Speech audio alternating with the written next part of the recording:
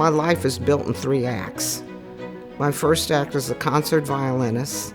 The second act was Black Entertainment Television. The third act was building this resort and creating a hospitality company. Well, music has been the foundation of my life, and it's really act 1 of my life. As I was growing up, being born in McKeesport, Pennsylvania, my father was a great pianist. He was also a neurosurgeon, which caused us to move 13 times across the country, where he was asked to perform surgeries only on African American patients. He was not allowed to practice in white hospitals.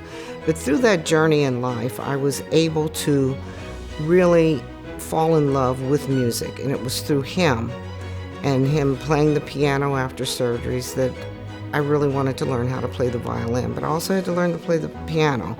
So the violin took me all the way through getting a scholarship at the University of Illinois.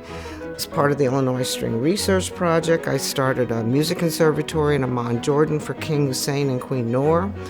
And it was really continues to be the foundation of my life. The ability to be able to be involved in the arts that has helped me then go on to the second act of my life, and that was creating Black Entertainment Television, co-founding that.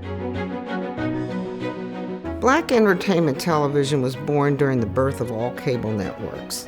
That's CNN, Nickelodeon, you name them. The problem is as those cable networks were being created, there was no cable network out there that was really representing the African American voice. And that's where we thought it was important to be able to create a cable network. It started January 1979. We went on the air, and we sold it in 2002. And then after selling Black Entertainment Television, now I'm in the third act of my life, which I have to say is the happiest time of my life, and is to be here in Loudoun County and being able to build this fine resort to a 5-star quality. I'm very proud of what has been happening. I ended up in Loudoun County because my daughter is a great show jumper. She loves horses, has been on the backs of horses since she was 3 years old. And she had quite a career on the horses. And so we were here in Loudoun County a lot through competitions. And I just fell in love with the area. I don't know whether it was the stone walls or the bucolic, rambling nature of the hills or the Shenandoahs or the Bull Run Mountains, whatever it was, it grabbed me, and I wanted to be here. I wanted to settle here because to me it was a place where I knew that I could relax and start a new life. I got into this industry because, and I'm going to go all the way back to the arts, my violin playing. Not only did I teach the violin, but I performed, and I performed with some of the greatest violinists from Max Rostel to Yehudi Menuhin. And studying with Paul Roland, it took me all over the world, and I stayed in some of the finest hotels. And I just got to know the luxury business. I fell in love with it. And I said, if ever I have a chance in my life, I'd like to own a hotel. So that's, it stayed in my mind. I had gotten to know the Polans in Washington, D.C., and we became really good friends. He says, Sheila, I want you to become the face of the Washington Mystics. And I said, what do you mean the face of? I want you to buy it. I said, are you kidding me? I said, why me? He says, why not you? Here was an opportunity for a woman and an African American to be able to go through a door that no one else had gone through. I said, but I have a better proposal. I want to buy into the Washington Wizards and the Caps. And I said, I would be the first woman and African American, and no one else in the entire league can boast that. So that's how I became vice chairman of Monumental Sports. One of the things that I did when I first moved here, when I enrolled my kids in the Hill School, I realized that they had a very talented arts director there, but the facilities were substandard. So I went to Tom Northrop and I said, I'd like to build your performing arts center. He goes, you're kidding. I said, I'm not kidding you. I said, I'm going to build this Performing Arts Center. We built it, and so we have the Sheila C. Johnson Performing Arts Center at the Hill School. And I'm just very involved in the arts. I have done films, I have done theaters, I promoted theater work. I did the movie The Butler, I've done documentary film work. So the arts are very, very important to me, and they still are. And so that's why, and I sat on the board of Sundance. So the Middleburg Film Festival was really the idea of Robert Redford.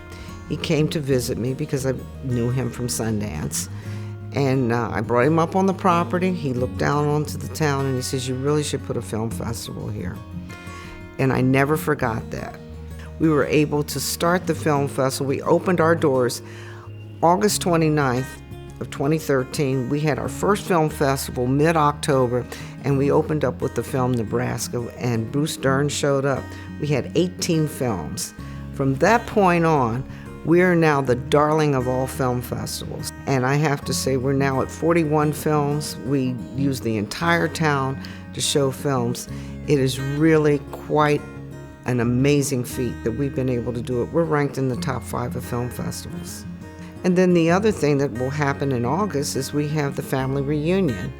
And this has been, I think, Loudoun County's answer to how do we talk about diversity and the importance of diversity, and how we need to keep talking about diversity in Loudoun County. So we have what we call the family reunion. And we started this over 2 years ago.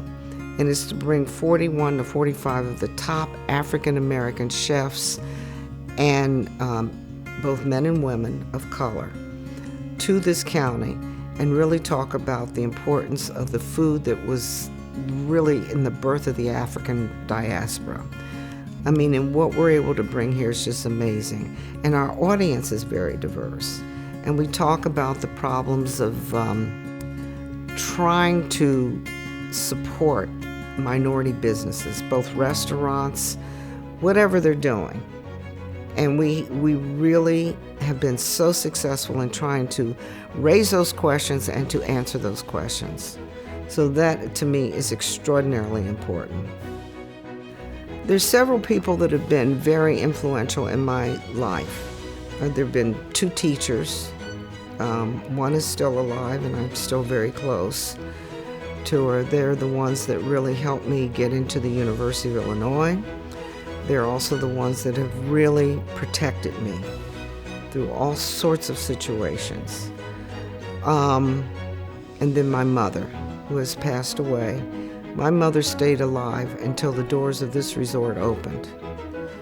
And she's the one that stood by me through all of my mistakes and through all of the adversity that I've been through. And the one thing she's always told me, she says, I need you to get your power back. And that's what's really important. The most satisfying philanthropic things that I've taken on, number one, is I put 55 students through the Kennedy School at Harvard. And they're all from underserved communities. And they're all so successful. And to this day, I'm still with them. They call me Mama J.